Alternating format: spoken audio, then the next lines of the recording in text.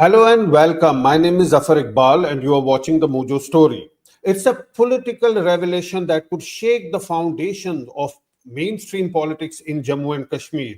In his new book, former RNAW chief A.S. Dullat makes an explosive claim that shortly after the abrogation of Article 370, Farooq Abdullah, the president of National Conference, was willing to do business with the BJP. Dullat also revealed that he was officially tasked by the Modi government to initiate back channel talks with the National Conference president while he was under house arrest. And he even goes on to claim that Farooq Abdullah wanted to return as the chief minister just last year, basically in 2024, before the assembly elections were held. Now, these disclosures raise critical questions. Joining us today is Sajad Lone, the chief of People's Conference. Welcome to Mojo Story, Sajad Saab. But before I ask you any question, let's play that short sound bite of A.S. Dullat when Barkhadat interviewed him. What exactly he said, that what was the business that Farooq Abdullah wanted to do with the BJP after the abrogation of Article 370 when he was under house arrest. And I can tell you that there was a period, let's say 20 to 23, I wouldn't know the exact dates now, when he was quite willing to do business with the BJP, if it was on reasonable terms. But it didn't happen. After the abrogation. After this the is a very big abrogation. statement. You're saying Farooq was willing to do business with the BJP after the abrogation. Yeah. There's a certain period I'm talking about, 20 to 23. Then you see what happens. And I'm saying 23 because I think the basic point is that, when Rahul started his Padyatra, then Farooq's mind began to change. He saw a youngster who he felt, could change India. And he had a lot of, this exactly what you're showing now, that hug, which Rahul Gandhi gave him after they walked together. Sajad Saab, what do you make of Dullat's claim that Farooq Abdullah was ready to do business with the BJP post abrogation of Article 370? Irrespective of what Dullat Saab says, because Dullat Saab is a great fan of Farooq Saab, and he would not do anything willingly, intentionally, to hurt him. What he's saying today, either he will retract it if it hurts Farooq Saab, or it is the launching pad for a future alliance, giving the ideological justification that they had pre-planned it. Irrespective of what Dullat Saab says, I have always said, I have said in interviews in Delhi, that they are in league. It is only, unfortunately, I would say, the so-called secular liberal media in Delhi, of which we all Kashmiris are victims, right from 1987, when they digested, without even a burb, a story as big as rigging of elections in 1987, and allowed it to happen and didn't even report it properly. So this was there. It's not neither is the August 4 meeting with the Honorable Prime Minister a mystery to me.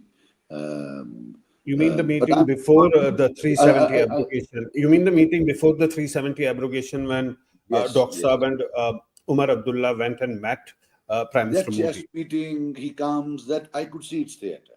We all knew it's theatre. You can see on those photos, that is the photo of that meeting that happened. This is one photo. Before the 370 abrogation. Zafar, there is one more, which is not photographed, where the fourth person is not there, where just three of them are there. There is one more, but it's not photographed, where one of them has been taken away, right? And Akbar Lone Saab is not there, incidentally. He was also an MP at that time. So, point is that we all, well, a lot of us knew what has happened. And one thing you have to give to NC, they have perfected the victim card. They know how to play the victim card. Two, they have this huge army of uncles and aunties, of which Dullat Saab is the most important uncle, right? And we know how difficult. I spent my entire life. I don't fight these people here. We have to fight these uncles and aunties, their might, and beat Congress, beat BJP. And let me tell the BJP guys, the biggest failure they had is that the same uncle aunties who were there in Congress, the same uncle aunties there also. It's all a lie. We have changed. They've changed nothing. The uncles and aunties are there. They give the narrative. They give the discourse. They convince everybody. So this whole thing, and why I am, because I was the fall guy. A team, B team, you must have heard it. So they needed a fall guy. They created a villain out of me. And some other people also. They created villains out of them. And while they were having a lovely time, everything was pre-planned. And I will tell you one thing. Elections were fair. But fair elections in Kashmir is a comparative statement. It's not an objective statement. Right. And in that context of comparativeness, I would say 2024 perhaps was a prize for services rendered in 2019. And don't ask any more questions. I won't add on it. Right.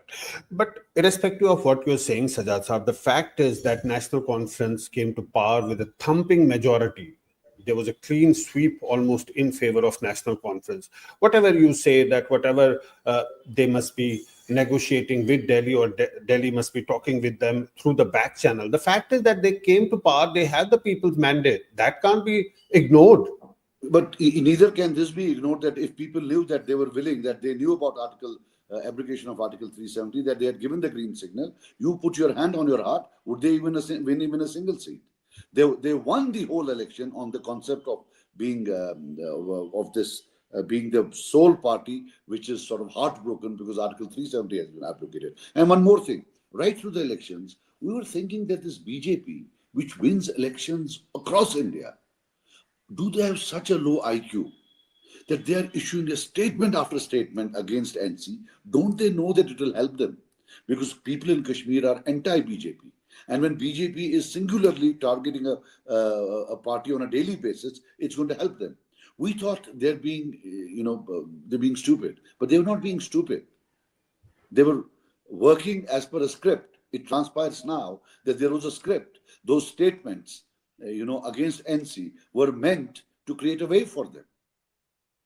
This is how you create a way. But Sajad Saab, how will it help the BJP? The National Conference has come to power on its own. How is it, if at all, there was a plan I will to tell you something. National Conference with those statements? How would it help the National Conference? How would it In help the the context of what Abdullah Saab says, there is a total reset. So we'll all have to sit back, and if it's true, which it is, then everything changes. And then these uncles and aunties have a concept of national interest. जनाब ये हमारे साथ तब थे जब कोई नहीं था, जनाब इनको हम नहीं छोड़ सकते हैं. So उस national interest में कुछ भी होता है. All political, all this alienation of Kashmiris has taken place in the name of national interest. Even 87 was done in the name of national interest. And that's why even today, while BJP will question anything about 87, about Congress, they will never question 87. Again, in the name of national interest. Right. So what you essentially are saying is that any sort of back channel negotiations or a possible outreach by Farooq Abdullah to the BJP was a betrayal of anti-370 sentiment that National Conference publicly projected in the run-up to the assembly elections? Yeah, of course. I mean, one doesn't need to be a genius. You don't even need to ask this question. Yeah. So vehemently, they ran an election campaign that everybody is BJP. That if you are not NC, then you are a BJP, and convinced people. And now it transpires that if there was anybody BJP, it was them. So the whole context changes. The whole context changes. And you have to credit the uncles and aunties. They did it. This curse of uncles and aunties, they brought this havoc upon the people of Kashmir, where they sort of created a set of conditions. Oh, now only this National Conference is the sole party which is anti-BJP, which is sort of heartbroken because Article 370 has been taken away. So, waves, they need a certain set of favorable conditions for them to actually evolve as a wave. Right. In the past, you have faced criticism for your alignment with the BJP. The fact is that every party tries to assess the situation and follow a course that is proper for them. So it must have been in the realm of ideas that they would probably reach out to the BJP, but that is not what happened in the end. They clearly and openly uh, came up with an alliance with the Congress and fought the elections in that way. Zafar, I don't think I should be discussing. You are trying to tell me, prove that it is day outside. It is day. Now, what are you trying to prove? Okay. They don't take Congress. Congress is as on date a liability for them, right? The photograph that you are showing was a part of, how the wave came across, But today they don't give two hoots about Congress. Forget about that. Is Umar Abdullah the only opposition chief minister? Are there no other chief ministers who are in the opposition? And does everybody go with a 2 lakh rupee shawl and put it there for all BJP leaders, ministers? He's bending his back in assembly. On my right hand side was the BJP members. On the left hand side, ruling national conference. So the BJP members would get up and say, Modi ji ki wajah se sab kuch hai. And when CM's term would come, Honorable CM, he would say, thanks to Modi ji. No, I don't know. There used to be this ad when we were younger. There used to be a war between two detergent powders. And there was uski safedi, meri safedi se achi. So I don't know, wo BJP walon ka Modi ji acha hai, ya Umar Abdullah sahab ka Modi ji acha hai. It was difficult. You couldn't make out between the two of them. Right. Who is what? And after a Waqf bill. So the point is, they had a pact. There was this thing. और uncle aunty ने समझा दिया होगा साहब अभी इसको जाने दो इंटरनेशनल कम्युनिटी है उनको मालूम पड़ेगा this is the typical nonsense that has been rehashed for the last 40 50 70 years. I'm sure you know about it, right? And also that's how it has been a closed shop. This is the only place in India where you will not see. In Uttar Pradesh you saw Akhilesh Yadav coming, Mulayam Singh Yadav coming, Lalu Prasad Yadav coming, Telugu Desam coming. Why is there a closed shop here? So, partly because of the uncles and aunties. And also, Farooq Abdullah reportedly asked, why were we not taken into confidence? That's the quote. Does this imply the concern was about exclusion, not abrogation itself? Look, I'll tell you something. Because, they, the whole idea here, now the nitty-gritty is different. How Dulat Saab puts it, you have to understand. Dulat Saab is a literally, fan. There is a fan and a, I don't know, super fan of Farooq Saab. He thinks the world of it, right? And Dulat Saab, I respect a lot.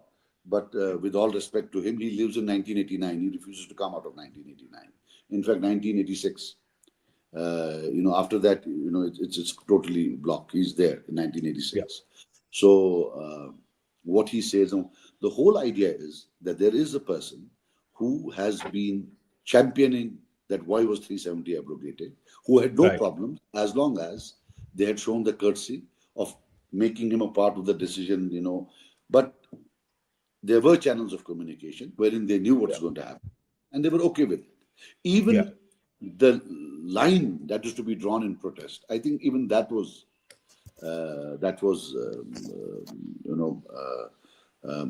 decided. Right. I'd like to focus on the second thing, but before that, we'll play the soundbite of Dulat, where he says that Farooq Abdullah wanted to be the chief minister this time around, but because Umar Abdullah lost the Baramulla. Zafar Saab, I wouldn't want to go into them. वो बाप बेटे का मामला कौन क्या बनना चाहता था? How does it matter me? I don't want to comment on that. Right.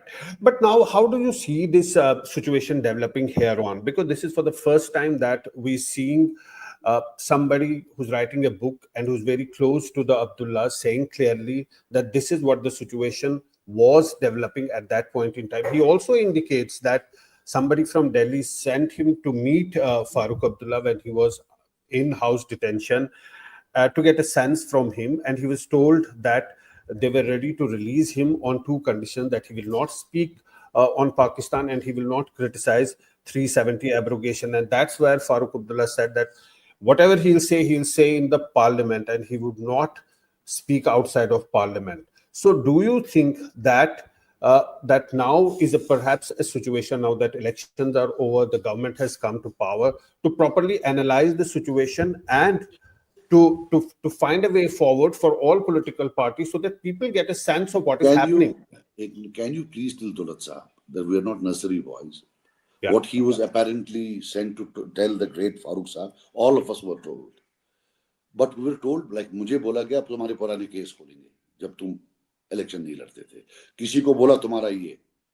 So not in a decent manner, in a very rough manner, everybody was asked not to do these things, but everybody came out and did it. So there is no prize to be taken here. Everybody did it.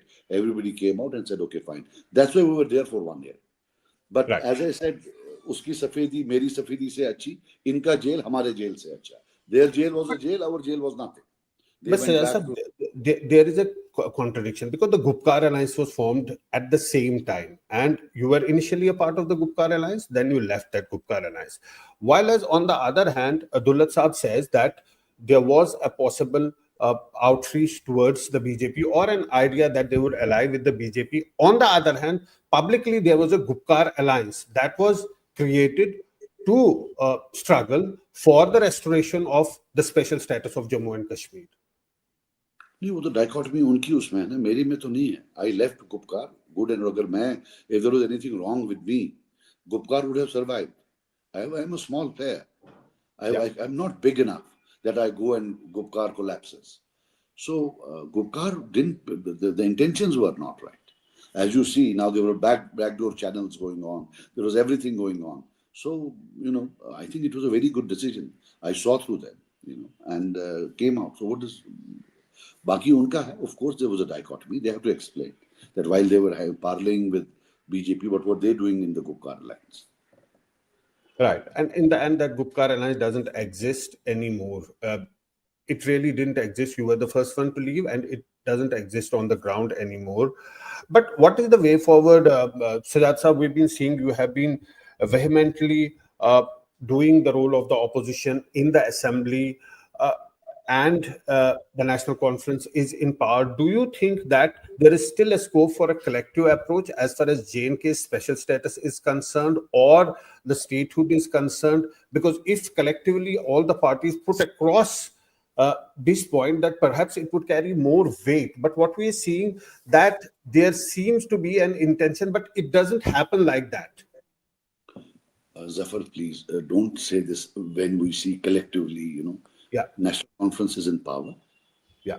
By virtue of being in power, they have a chief minister, they have a cabinet, they take decisions every day. He has 15 to 20 cars in his caravan, which he really likes. So that's because he has a majority. Majority doesn't mean that you only enjoy perks of power.